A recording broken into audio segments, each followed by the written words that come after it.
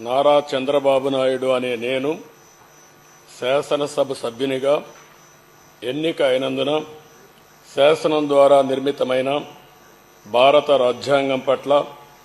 నిజమైన విశ్వాసం, విధేయత చూపుతానని,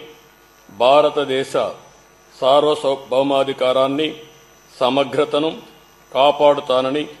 నేను స్వీకరించబోయే కర్తవ్యాన్ని శ్రద్ధాశక్తులతో నిర్వహిస్తానని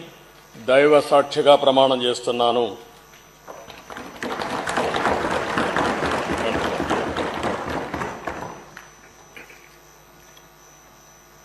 ఆంధ్రప్రదేశ్ శాసనసభ సభ్యుడైన నారా చంద్రబాబు నాయుడు అనే నేను సభ నియమాలకు కట్టుబడి ఉంటానని,